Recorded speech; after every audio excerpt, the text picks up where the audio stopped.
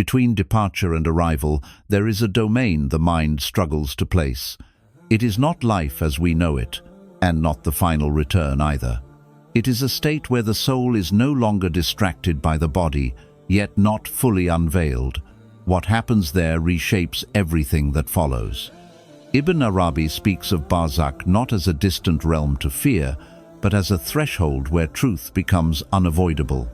In this space, what was hidden within a person begins to take form, not through punishment or reward, but through exposure. This reflection enters that in-between reality where nothing is explained, yet everything is revealed. Barzakh is not a place, it is a condition of the soul. When people hear the word Barzakh, the mind immediately tries to locate it. Is it above or below? Is it near or far? Is it entered suddenly or slowly? This instinct to place Barzakh somewhere reveals how deeply the mind depends on space to understand reality. Yet Barzakh resists this approach. It cannot be mapped because it is not a location waiting to be reached. It is a state that becomes active when the soul is no longer anchored by the body. Ibn Arabi describes Barzakh as an intermediary condition, not an external realm one travels to, but an inner reality that reveals itself when physical life loosens its grip. What changes is not where the soul goes, but how the soul exists. The familiar structure that once organized experience, time, movement, effort, falls away. What remains is awareness without distraction. In life, the soul is constantly filtered. Hunger interrupts reflection. Fatigue blurs perception. Desire bends attention outward. Even sincere acts are mixed with habit, urgency, and social expectation. The body does not simply carry the soul, it shapes how the soul experiences everything. Barzakh begins when that shaping ends. This is why Barzakh cannot be described as distant. Nothing travels outward. Instead, something inward becomes unavoidable. The soul is no longer buffered by routine or noise. There is no future to plan for and no past to revisit. There is only presence, and presence reveals what was already there. Many imagine Barzakh as a waiting room between two destinations, but waiting implies boredom, delay, and emptiness. Barzakh is not empty, it is dense with meaning. What feels distant in life becomes immediate there. What felt small becomes large. What was ignored gains weight. The soul does not suddenly become something new in Barzakh. It simply becomes unmasked. In life, a person can outrun their inner state. They can stay busy, distracted, productive, and admired. In Barzakh, there is no movement away from oneself. Whatever the soul has become is what it experiences. This is why Barzakh is better understood as a condition rather than a realm. Conditions do not surround you, they define how you perceive. Just as fear can transform a familiar room into a place of tension and peace can turn hardship into ease, Barzakh transforms experience without changing location. Time no longer functions as it once did. Time in life provides distance between actions and consequences. It allows postponement. It allows delay. In Barzakh, time no longer cushions awareness. What was planted inwardly is immediately present, not as memory, but as an atmosphere. The soul does not review its life like a story. It inhabits the result of its inner orientation. If the soul is fragmented, it experiences fragmentation. If it was grounded, it experiences steadiness. If it was restless, it experiences restlessness without escape. This understanding removes many misconceptions. Barzakh is not about punishment being activated or reward being delivered in a transactional way. It is about reality becoming direct. The soul encounters itself without filters. This encounter is neither gentle nor harsh by design. It is precise. Precision is what makes Barzakh difficult to describe. There is no injustice in it because nothing is added. There is no cruelty because nothing is imposed. There is only revelation of what already exists within the soul's structure. This is also why two souls can experience Barzakh entirely differently without any external difference. The condition does not change, the soul does. Barzakh simply reflects. In life, people often confuse emotional comfort with inner health. A person may feel calm because they are distracted, not because they are aligned.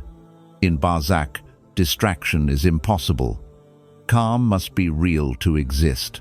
Otherwise, restlessness remains exposed. Understanding Barzakh as a condition explains why preparation for it cannot be superficial. Ritual alone does not prepare the soul if the inner orientation remains scattered. Knowledge alone does not prepare the soul if it never settles into being. What prepares the soul is the quality of its inward state. This is why everyday moments matter more than dramatic acts. The way a person relates to silence, to patience, to restraint, to truth, these form the condition that later becomes unavoidable. Barzakh does not judge actions by appearance, it reflects states. Another subtle point emerges here. Because Barzakh is a condition, it is not entirely disconnected from life. The soul already tastes versions of it in moments of deep presence. When a person is alone with themselves and cannot escape inwardly, they experience a shadow of Barzakh. When reflection becomes unavoidable, when excuses fall quiet, when awareness sharpens, that is a small unveiling. These moments are often uncomfortable, which is why many avoid them. Yet they are merciful rehearsals. They allow the soul to adjust gradually rather than suddenly. If Barzakh were merely a place, preparation would be logistical. But because it is a condition, preparation is inward.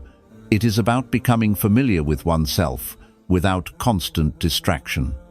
It is about learning to sit with awareness without fleeing. This reframes fear. Fear of Barzakh often comes from fear of oneself. Not fear of punishment, but fear of exposure. Exposure to truth without filters. Seen this way, Barzakh is not meant to terrify, it is meant to clarify. It completes what life begins by removing what life allows us to hide behind. The soul that learns to live honestly, quietly, and attentively does not enter Barzakh as a stranger. It enters as something already known. Not comfortable, but familiar. This is the depth of the statement. Barzakh is not somewhere you go. It is something you become aware of when nothing else remains to distract you. When time no longer moves forward, only inward. Time feels like a road. It moves forward, carrying the body from one moment to the next. There is always a sense of progression: yesterday, today, tomorrow. Plans rely on it. Regret leans on it. Hope stretches toward it. Time gives the illusion that things are unfinished simply because they have not yet arrived. This forward movement allows delay, distraction, and the comfort of later. But in Barzakh, this structure dissolves. Ibn Arabi speaks of realities where time no longer behaves as a sequence. When the soul is no longer bound to the body, time does not extend outward.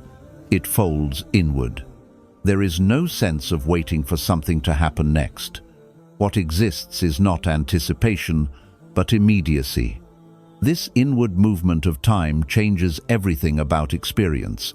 In life, time creates distance between an action and its effect.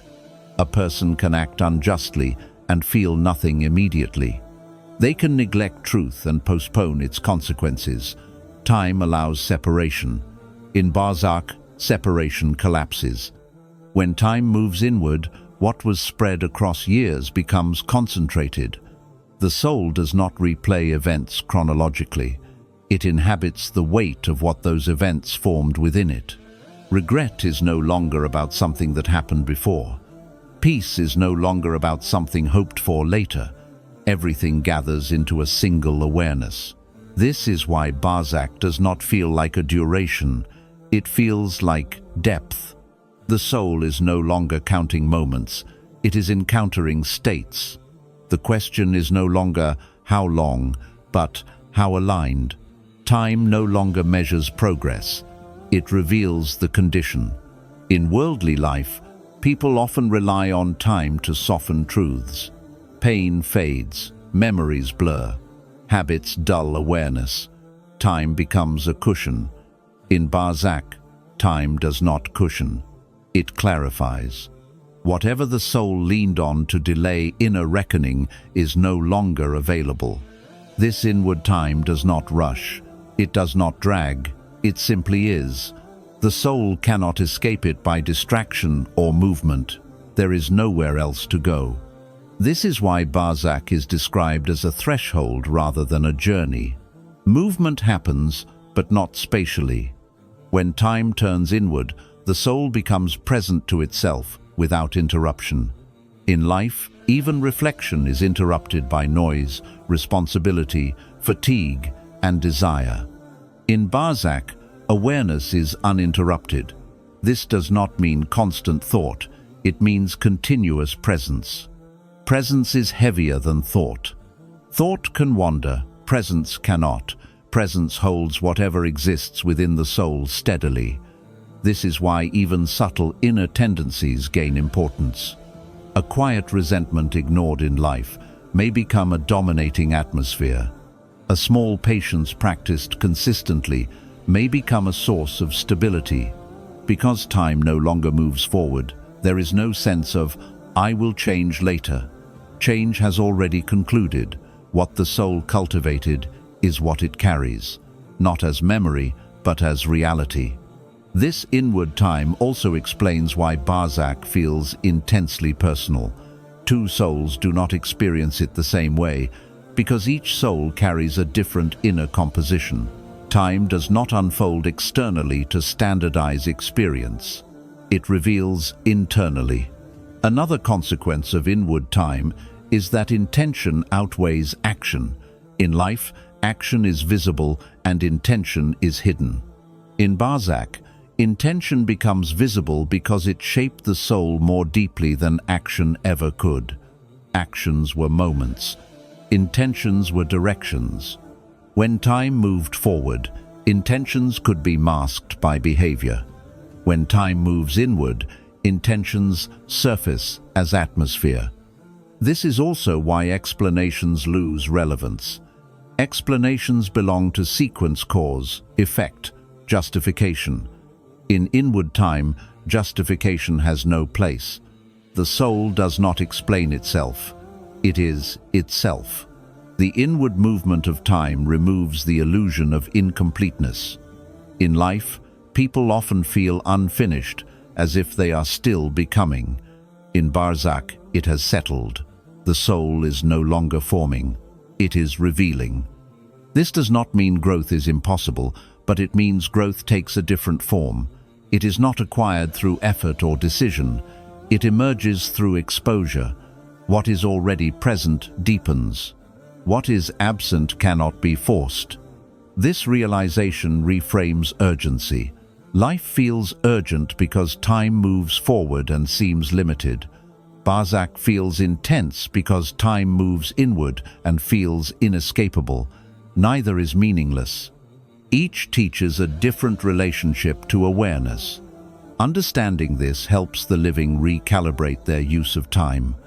If time eventually turns inward, then what we cultivate inwardly now is not delayed, it is rehearsed. Moments of honest self-awareness, quiet sincerity, and restrained intention are not small. They are seeds of future atmosphere. This is why Ibn Arabi emphasizes inward states over outward accumulation. Outward achievements rely on time moving forward. Inward states endure when time folds inward. When time no longer moves forward, excuses dissolve.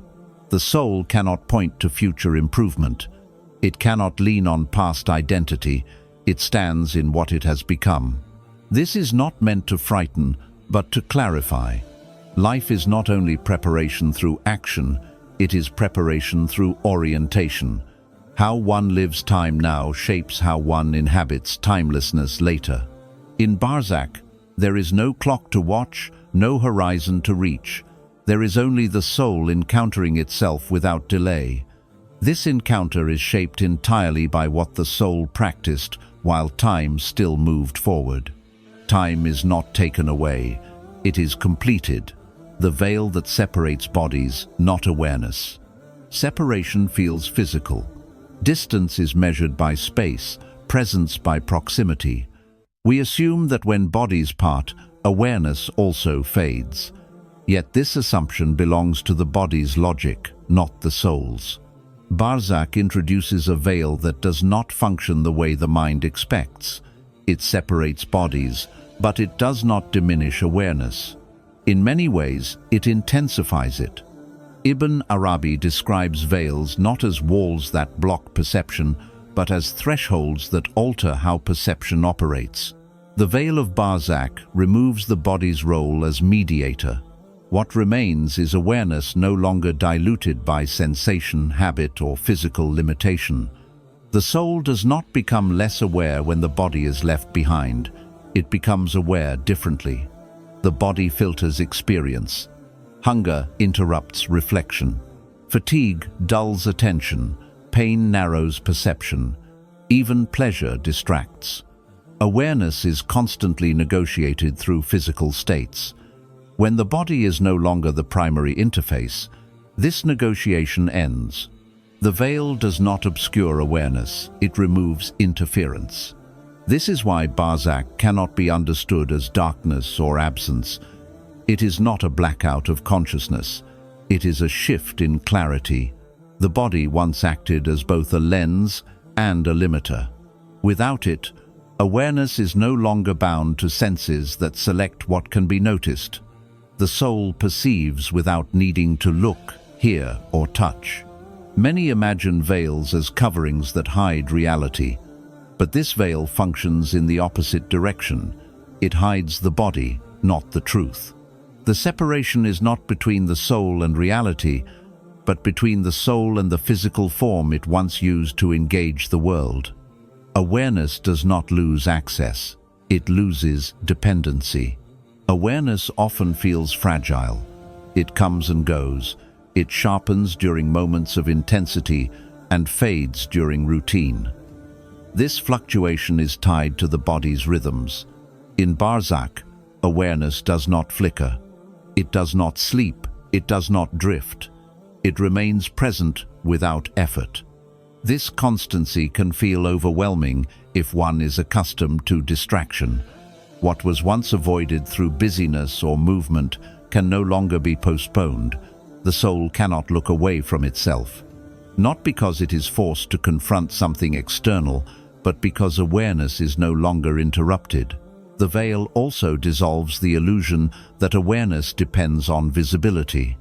In life, seeing is often mistaken for knowing. If something cannot be observed physically, it is assumed to be unreal or distant. In Barzakh, awareness does not rely on sight. Knowing is immediate, not visual. This is why presence in Barzakh is not spatial. The soul does not ask, "Where am I?" It asks, "What is present within me?" Location loses relevance. Orientation becomes internal. Awareness does not scan surroundings, it inhabits state. Another important shift occurs here. Awareness is no longer fragmented. In life, attention is divided between tasks, relationships, memories, and desires. This fragmentation gives the illusion of control, but it weakens presence. In Barzakh, awareness gathers. It is no longer split across roles or responsibilities. This gathering is not expansion outward, but concentration inward. The soul experiences itself without partition.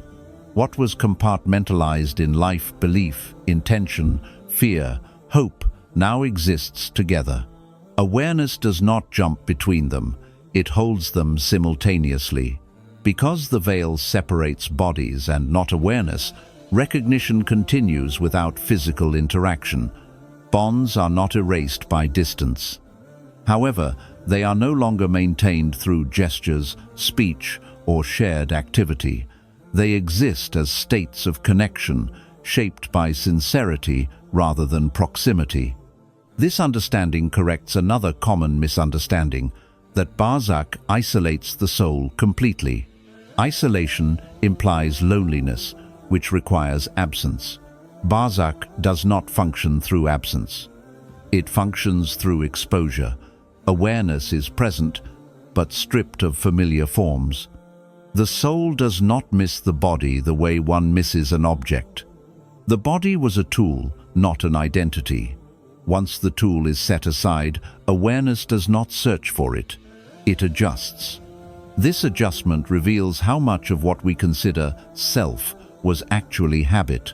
Voice, posture, expression, these shaped how we recognized ourselves. Without them, recognition shifts inward. The soul recognizes itself through quality, not appearance. This is also why awareness in Barzakh feels more honest. Without the body, there is no performance. No expression can be adjusted to influence perception. Awareness encounters itself without disguise. This encounter is not judged, it is revealed. The veil thus protects truth from distortion. Bodies distort awareness through limitation, not through error, but through necessity. Life requires filters to function. Barzakh removes those filters because function is no longer required. Only presence remains. This presence does not produce commentary. It does not narrate experience. It simply holds it. The soul does not explain what it perceives. Explanation belongs to language, and language belongs to bodies. Awareness exists without translation. Another subtle point emerges. Awareness in Barzakh is not passive. It is attentive. It recognizes, but it does not interfere. It does not attempt to change what is present. Change belongs to time moving forward. Awareness here belongs to time folded inward. This is why regret feels different. It is not a looping thought, it is a state. Peace also feels different, not relief, but steadiness. Awareness does not alternate between them. It resides in what has been formed. Understanding the veil this way reframes fear.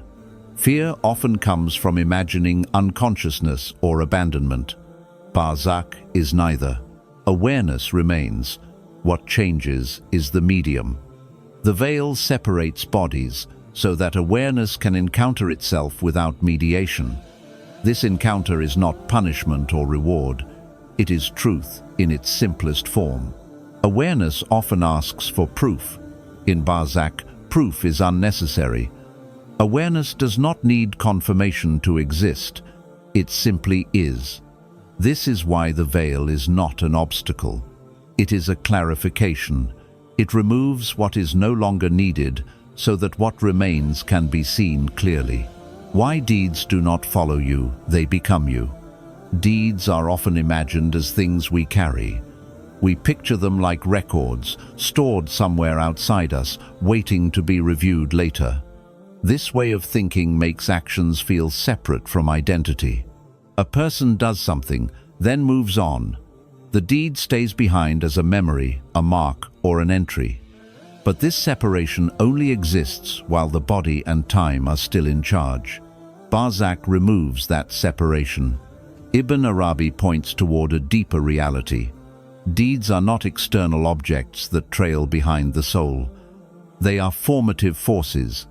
They shape the inner structure long before they are ever accounted for. When the body falls away, what remains is not a list of actions, but the form of those actions carved into the soul. This is why it is said that deeds do not follow you, they become you. Every repeated action leaves an imprint, not on paper, but on orientation. Patience practiced quietly becomes steadiness. Neglect practiced repeatedly becomes dullness. Kindness performed sincerely becomes softness. Each deed trains the soul in a direction, the way water slowly shapes stone. Nothing dramatic happens in a single moment, but over time, form emerges. While alive, this formation is easy to ignore. Life offers distraction.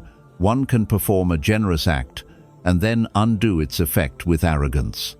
One can commit harm and then mask its impact with busyness or excuses. The body allows contradiction. The soul can carry opposing tendencies without immediate consequence. Barzakh ends this contradiction. When the soul is no longer moving through time, it no longer moves away from what it has become. Deeds no longer sit in the past. They exist as present structures. The soul does not remember them, it inhabits them. This is why deeds do not appear as companions or burdens in Barzakh. There is no sense of something arriving alongside you. There is only the realization that what you practiced inwardly is now the atmosphere you live within. A deed repeated without sincerity does not remain neutral. It trains the soul toward performance. A deed repeated with awareness trains the soul toward presence. These training sessions are subtle, but they are cumulative. Over years, they define the soul's posture. This understanding corrects another misunderstanding, that deeds matter only because of reward or punishment. In reality, their first effect is internal. Reward and consequence are secondary expressions. The primary outcome of any deed is what it turns the soul into. People often ask whether a single mistake will define them. This question misses the point. Single acts do not define the soul. Patterns do. What you repeatedly return to becomes familiar. What becomes familiar becomes natural. What becomes natural becomes identity. Barzakh reveals identity without disguise. This is why outwardly impressive deeds can feel hollow later. If they were performed for recognition, they trained the soul toward dependence on being seen. When there is no audience, that training remains, but its object disappears. The soul feels its own emptiness, not because the deed was bad, but because its intention shaped it in a direction that no longer functions. Likewise, small hidden deeds often carry disproportionate weight. They trained the soul toward sincerity without reinforcement. When nothing external remains, that training still works. The soul feels stable, not because it did much, but because what it did shaped it well. In Barzakh, there is no external scale to weigh deeds. There is only internal consistency. The soul recognizes itself immediately. There is no surprise, no negotiation, no reinterpretation. This is also why repentance in life matters so deeply. Repentance is not about erasing records, it is about reshaping orientation. When a person genuinely turns inward and changes direction, future deeds begin training the soul differently. Over time, identity shifts. Barzakh does not lock the soul into who it once was, it reveals who it finally became. The phrase, "they become you," is precise. It does not mean the soul is punished by its deeds. It means the soul is revealed through them. Deeds were never separate objects. They were movements of the soul expressing itself and shaping itself simultaneously. This also reframes responsibility. Responsibility is not about fear of consequence, it is about care for formation. Every choice is a sculpting act, even choosing indifference is a form of carving. This carving happens slowly enough to be ignored. In Barzakh, it is no longer hidden by motion. The soul stands still inside what it shaped. This stillness is not cruelty, it is honesty. Barzakh does not add weight to deeds, it removes distraction from them. What was light because it was constantly followed by something else becomes heavy because nothing interrupts it. What was steady remains steady. Understanding this changes how one lives. Actions stop being transactions and become practices.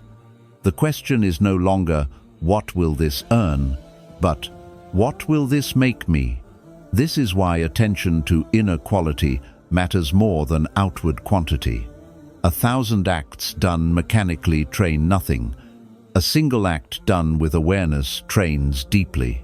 When deeds become you, excuses disappear. The soul does not argue with itself. It recognizes itself. Recognition is not judgment, it is clear. And clarity is what Barzakh ultimately provides. Not a courtroom, not a ledger, but a mirror that does not lie. The first encounter with yourself without distraction. A person rarely meets themselves directly. There is always something in the way. Sound, responsibility, desire, memory, urgency, each one interrupts the encounter before it can fully happen. Even moments of solitude are often filled with internal noise. The mind revisits conversations, imagines futures, rewrites the past.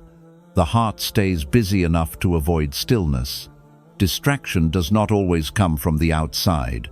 Often it comes from within. Barzakh is the first condition where this avoidance ends. Ibn Arabi speaks of states in which the soul can no longer turn away from itself. Not because it is forced to look, but because there is nothing left to look through. The filters that once softened self-recognition, habit, role, identity, movement are no longer active. What remains is the soul in direct presence with itself. This encounter is not dramatic, it is precise. In life, a person can define themselves through actions, what they do, what they achieve, how they are seen. These definitions provide distance. They allow someone to say, "I am this," without ever asking, "What am I like when nothing is happening?" Barzakh removes the action and leaves the condition. The soul does not review its life as a sequence of events. It experiences itself as a state. This is the first true encounter, not with memory, but with inner reality. Distraction once served a purpose. It allowed function, it allowed survival, it allowed endurance. Life requires a certain blindness in order to continue. Barzakh does not punish this blindness. It simply ends its usefulness. Without distraction, the soul notices its own texture. Restlessness, steadiness, heaviness, lightness, these are not emotions anymore, they are environments. The soul does not feel anxious. It is anxiety if anxiety was cultivated. It does not feel calm. It is calm if calm was practiced. This is why the encounter feels unavoidable. There is no activity to soften it, no future to plan, no audience to perform for, no role to step into. The soul stands as it is, without interruption. Many imagine this encounter as judgment. It is not. Judgment implies comparison to an external standard. This encounter is recognition. The soul recognizes itself without commentary. Recognition is always delayed. You only notice patterns after repetition. You only see consequences after time passes. In Barzakh, recognition is immediate because time no longer stretches experience. Everything converges into presence.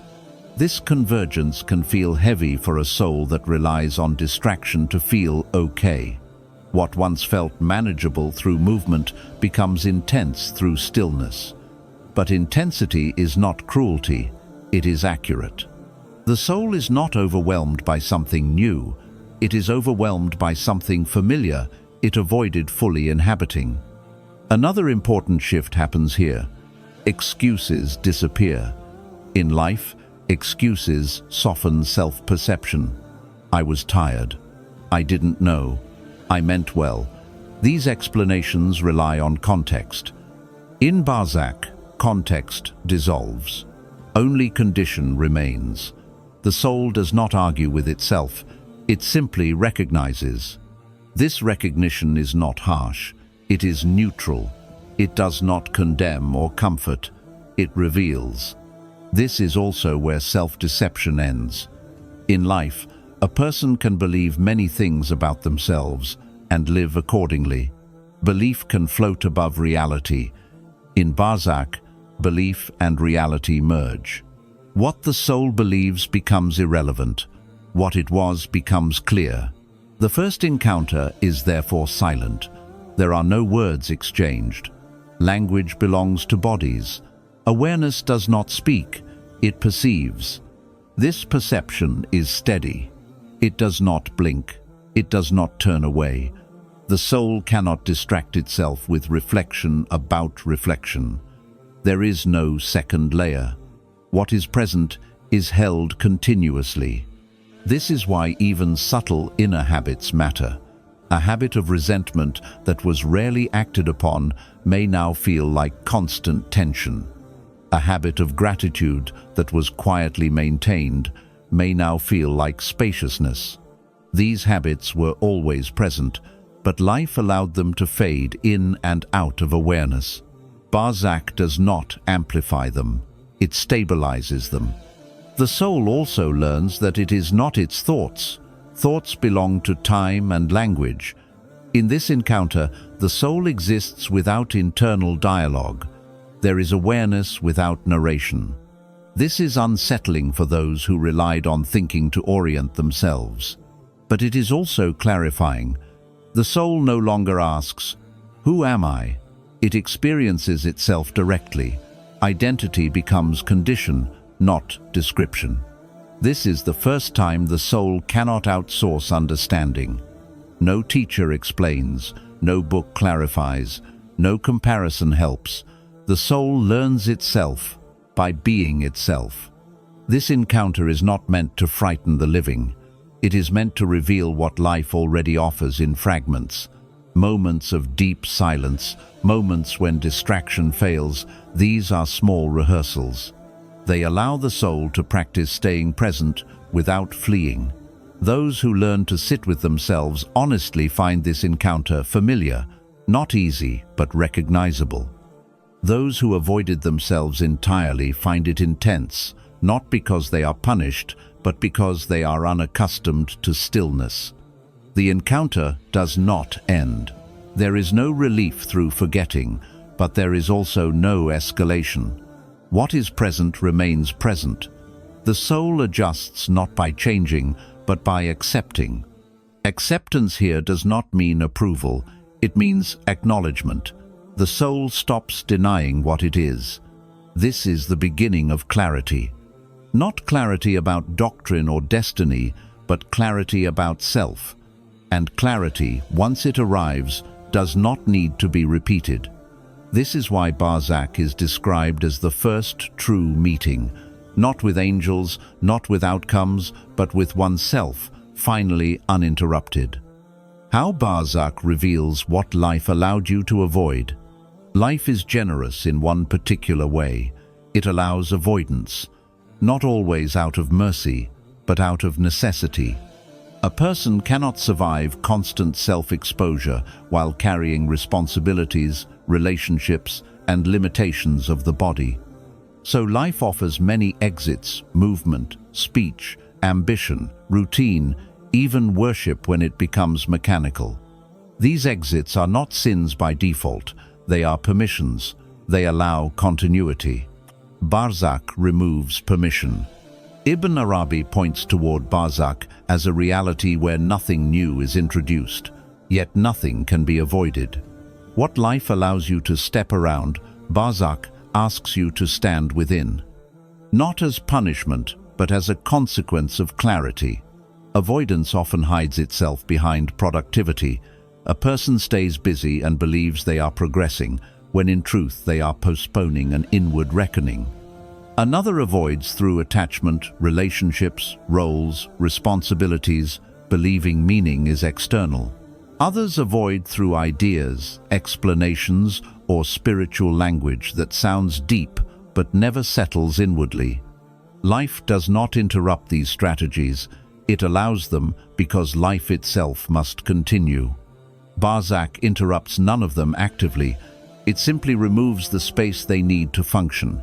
Without the body, avoidance loses its tools.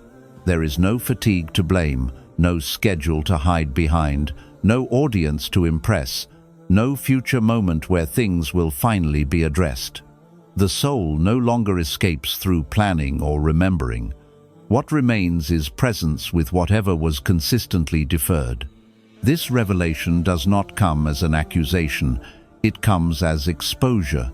The soul recognizes the shape of what it avoided, because avoidance itself shaped the soul over time. Avoided truths did not disappear. They settled deeper, forming quiet tensions, unexamined fears, or fragile identities. A person might say, "I will deal with this later." Barzakh removes later. Not harshly, but completely. There is no longer a sequence in which avoidance can be scheduled. The soul does not encounter specific events it avoided. It encounters the condition created by avoiding them. For example, a person who avoided sincerity does not face a list of insincere moments. They face hollowness. A person who avoids patience does not face memories of impatience. They face restlessness. A person who avoided truth does not face arguments. They face instability. Barzakh translates behavior into atmosphere. This translation is precise. Nothing is exaggerated. Nothing is minimized. What life allows to remain ambiguous becomes exact. Another important aspect of this revelation is that it does not feel like discovery. The soul is not surprised by what it finds. It recognizes it. Avoidance requires effort. Recognition does not. The soul knew these things already, but life allowed it to look away. This is why Barzakh feels quieter than expected. There are no dramatic confrontations. There is no shock. There is only the absence of distraction. What was always present but backgrounded now becomes foreground. People often believe that facing inner truth requires courage because it will hurt. In Barzakh, the pain does not come from truth itself. It comes from unfamiliarity with stillness. When the soul has practiced honesty inwardly, recognition feels natural. When it relies on avoidance, recognition feels heavy, not because truth is cruel, but because the soul is untrained in holding it. Avoidance also affects relationships. In life, unresolved emotions can be diffused through interaction. Words smooth over fractures, time dilutes intensity. In Barzakh, relationships are no longer mediated through behavior. What remains is the quality of connection that was cultivated inwardly. Love that was real remains present. Resentment that was never addressed becomes an environment. This does not mean Barzakh traps the soul in regret. Regret implies longing for change through action. Barzakh is not about changing what was avoided. It is about recognizing what avoidance shaped. Recognition is not condemnation. It is clarity without negotiation. The soul also realizes something subtle here. Avoidance was not always conscious. Many avoided not out of defiance, but out of fear, confusion, or exhaustion. Barzakh does not reinterpret intention harshly. It reveals the outcome honestly. The soul sees how even unintentional avoidance formed patterns. This realization can feel sobering, but it is also stabilizing. The soul stops pretending. It stops maintaining images of itself that require constant reinforcement. It rests in what is real. Another misconception falls away here, that avoidance protects the soul. In life, avoidance can feel protective. It keeps pain at a distance. In Barzakh, the soul understands that avoidance only delays familiarity. What was avoided did not disappear. It waited. This waiting was not vengeful. It was patient. Barzakh reveals that the soul was never being chased by truth. Truth does not pursue. It remains. Avoidance was the movement, not truth. When movement ends, truth is simply there. This understanding reshapes fear. Fear of Barzakh often comes from fear of exposure, but exposure is not violence. It is the removal of concealment. Concealment was useful in life. It is unnecessary afterward. The soul also realizes that what it avoided most consistently shaped it most deeply. This is not punishment. It is structured. Avoidance is a form of practice. It practices distance. Over time, distance becomes a condition. This is why preparation for Barzakh is not about seeking extraordinary experiences. It is about reducing avoidance gently, while life still allows adjustment. It is about learning to sit with discomfort without fleeing, to remain present with truth without dramatizing it. Life gives many opportunities to do this in small ways.